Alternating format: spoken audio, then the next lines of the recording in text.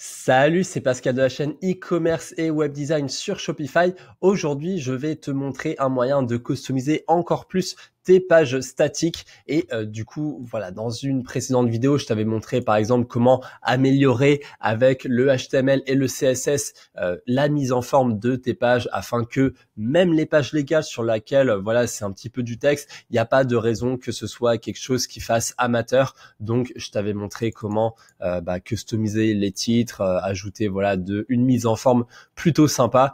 Tu peux vraiment revenir à l'historique des vidéos dans la page dans la playlist de Fastlane si tu veux t'y référer.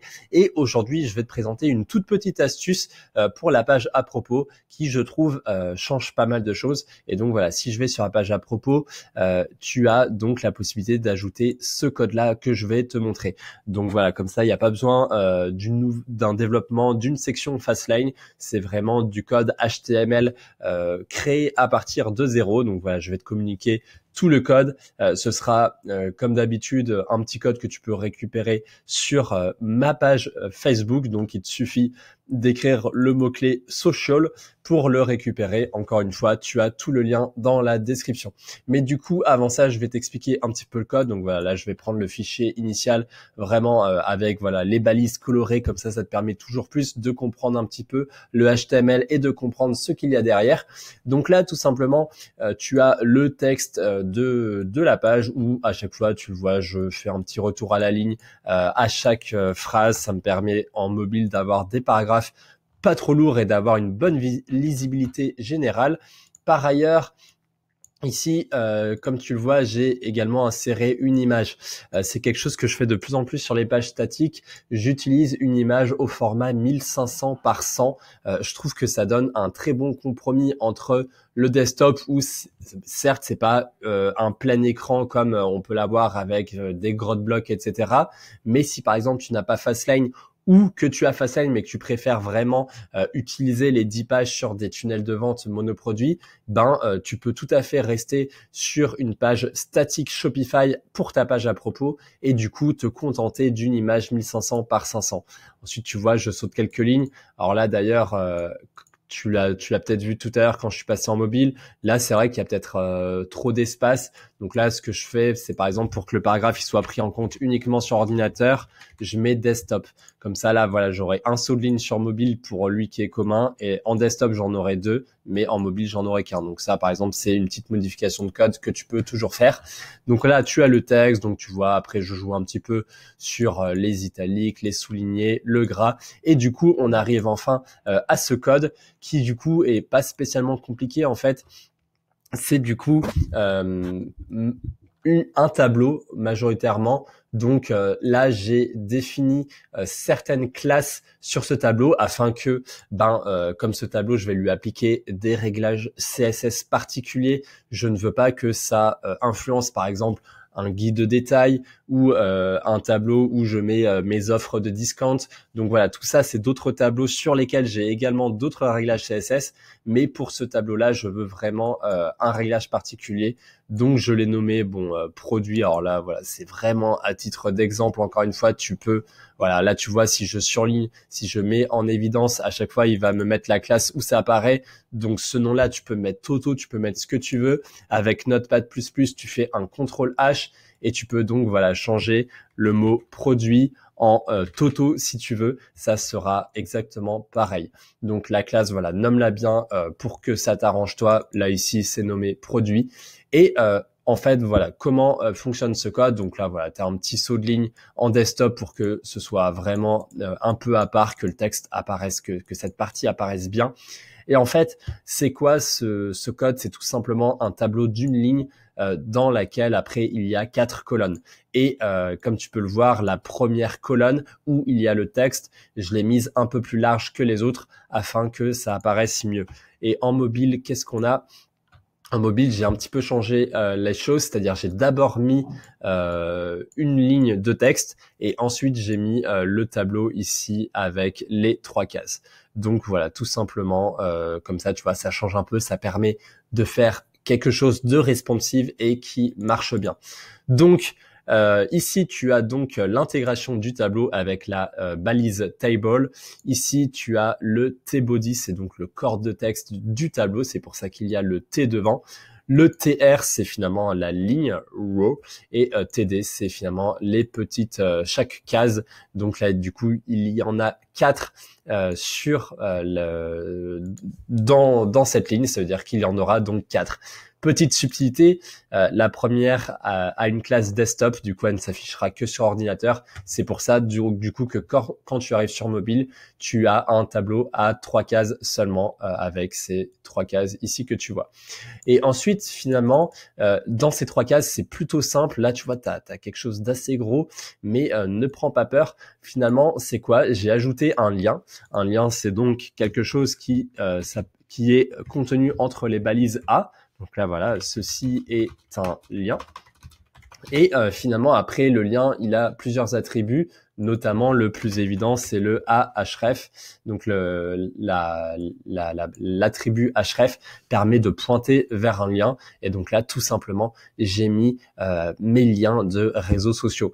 Donc là, mon lien Facebook, mon lien LinkedIn et le lien vers ma chaîne YouTube. J'ai même rajouté sur le lien de ma chaîne YouTube une petite extension qui permet de proposer un abonnement à la chaîne. Donc ça, par exemple, si tu te rediriges sur YouTube, tu vas voir que là, voilà, par exemple, ça te demande une confirmation d'abonnement à la chaîne, ce qui est voilà, toujours intéressant. Ça, c'est une stratégie que je te recommanderais de faire en infopreneuriat. Après, là, je sais que sur cette chaîne, je m'adresse avant tout à des e-commerçants. Donc, si tu fais ça, je sais même pas si la chaîne YouTube, c'est spécialement intéressant de la mettre en avant. Disons, la chaîne YouTube, c'est intéressant pour uploader tes vidéos de démonstration produit. Après, si bien sûr tu vas encore plus loin et que tu as un branding qui se fait sur YouTube où tu montres vraiment l'image de ta marque, ben auquel cas, oui, effectivement, tu peux le faire. Mais au début, ou en tout cas dans une logique de dropshipping, c'est peut-être pas forcément le plus pertinent. En tout cas, là, tu as des icônes que tu peux retrouver facilement. Hein. Là, si tu tapes réseaux sociaux, images, tu vas trouver des images colorées, des images monochromes. Tu peux d'ailleurs, quoi que ce soit, à n'importe quel moment, prendre ces images, par exemple, qui sont très très bien, et ensuite les intégrer dans Photoshop, et ensuite faire une incrustation de couleurs pour les rendre monochromes, si tu trouves pas ce que tu veux. Mais là, par exemple, voilà, tu vois, tu as d'autres images. Donc tout simplement, après, là, je te transmets encore une fois certaines images, avec d'ailleurs un lien que tu peux récupérer puisque c'est hébergé sur mon site pascaldegu.com et ces images, je vais les garder longtemps. Après, bien évidemment, là, je te donne la valeur de cette vidéo, c'est surtout de te donner ce template-là avec le CSS, le HTML. Après, à toi de customiser tes URL et que ce soit les liens, mais également ceux des images des réseaux sociaux. Donc voilà. À partir de là, j'ai également pour le référencement mis un petit alt texte sur l'image avec un appel à l'action. Voilà, rejoindre la communauté, s'abonner à la chaîne, découvrir le profil professionnel. Tu peux mettre ce que tu veux. Tu peux, vous voyez à l'impératif, tu peux mettre voilà sous une forme un peu plus impersonnelle. C'est comme tu veux. Mais comme tu le vois, c'est finalement très simple. Il suffit de mettre le lien et dans le lien, en fait, finalement, au lieu de mettre un texte, j'ai ajouté une balise image sur laquelle SRC me permet de renvoyer à l'URL d'hébergement et alt, c'est un alt texte. Lorsque au survol, voilà, normalement, ça devrait apparaître. Si ça apparaît pas, c'est peut-être parce que du coup, j'ai peut-être plus intérêt à mettre le alt texte sur le lien. Et dans ce cas, en fait, ce sera pas un alt. C'est-à-dire, regarde, je vais te le faire en live. Hop, hop, voilà. Là, ici, tu vas plutôt aller dans la balise du lien. Tu vas faire alt, sauf qu'un lien, le alt, il s'appelle title, si je me souviens bien. Donc, du coup, voilà, je vais corriger ça. Je vais t'envoyer, je vais vérifier si au survol, ça apparaît bien. Et du coup, comme tu le vois, finalement, c'est exactement le même appel à l'action. On change rien, c'est juste qu'on met cette valeur sur le lien au lieu de sur l'image. Tout simplement. Là, je vais te montrer un petit peu le CSS pour, pareil, ta culture générale. Après, ça te permet toujours éventuellement de voir comment je peux jouer avec le CSS pour offrir une expérience responsive. Donc là, je t'ai présenté ça dans une vidéo de checkout, c'était cette fameuse balise style qui permet d'intégrer du CSS. Alors là, j'avais pas forcément précisé l'attribut dans la vidéo de checkout, mais là, je dis vraiment que c'est du CSS, comme ça, le logiciel Notepad comprend bien que tout ce qui est à l'intérieur de cette balise, c'est du CSS. Je rajoute également ça pour la mise en forme.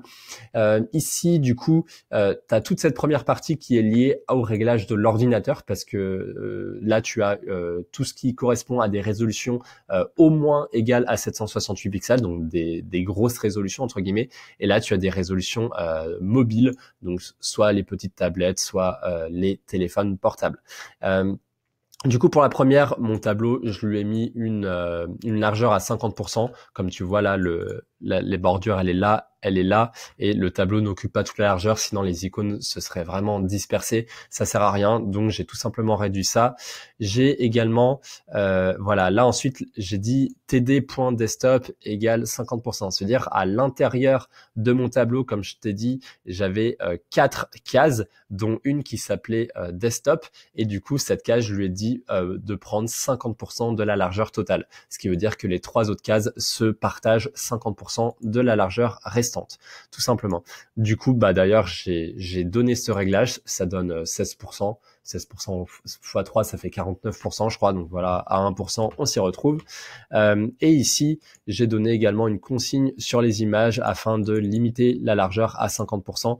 Ça, c'est majoritairement des contraintes de taille pour pas que ensuite les images, voilà, là tu vois l'image par rapport à toute la taille de la case, je l'ai un petit peu restreinte, sinon elle occupait trop de place. Alors après, tu peux bien évidemment toujours faire des petits essais jusqu'à trouver combien de pixels devrait faire ton image. Moi, après, je préfère tout simplement redimensionner en CSS. C'est plus rapide comme ceci. Mais là, voilà, tu vois bien que l'image ne prend pas tout le contenant de la case. Et en mobile, finalement, c'est pas forcément différent dans la logique. Ici, la table produit.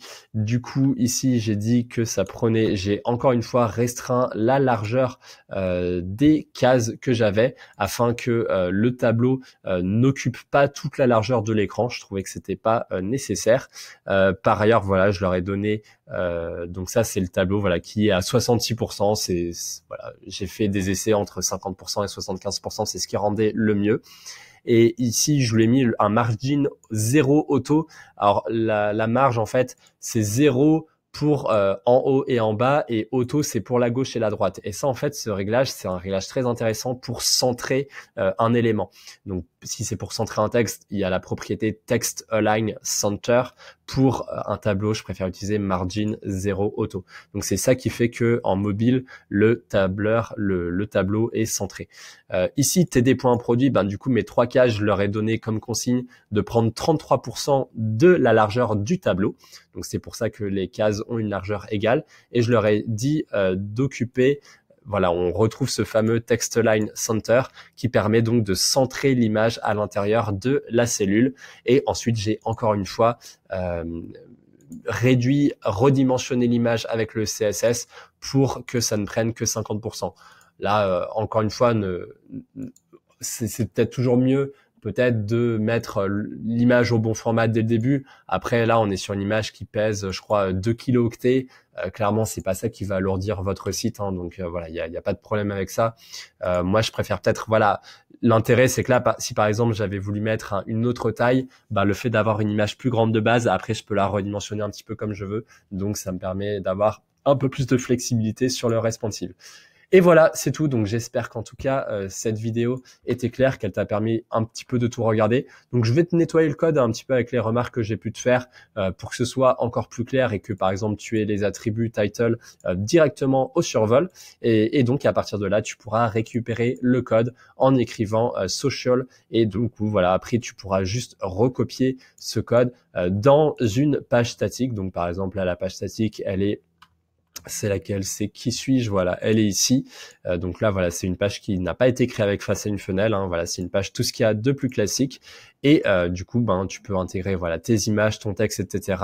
Et à la fin, comme tu le vois, le tableur, il est ici. Donc, tu te mets en mode HTML et finalement, à la suite de ton texte, voilà, ça commence à partir de là. C'est là que tu copies-colles le code que donc tu auras préalablement édité avec tes propres images et ton propre lien. Voilà, donc si cette vidéo t'a plu, n'hésite pas à mettre un like, à la partager à quelqu'un qui souhaite s'améliorer en HTML, CSS ou à tout simplement récupérer des templates tout faits, parce que c'est vrai que c'est pas le premier que je partage et il y en a toujours des nouveaux que je peux te proposer. Si tu ne souhaites pas faire cette mise en place, sache qu'à partir de maintenant, sur les prestations qui prennent en charge les pages statiques, j'ajouterai toujours ça par défaut et je le customiserai en fonction de la demande du client. Donc, on est dans la formule premium. Donc voilà, je te laisse regarder mes prestations si ça t'intéresse. Et par ailleurs, bah voilà, encore une fois, partage-la aux personnes à qui ça plaît. Mets un petit like pour augmenter le reach de la vidéo. Ça fait toujours plaisir. En tout cas, c'était Pascal de la chaîne e-commerce et web design sur Shopify. À la semaine prochaine pour de nouvelles astuces. Salut!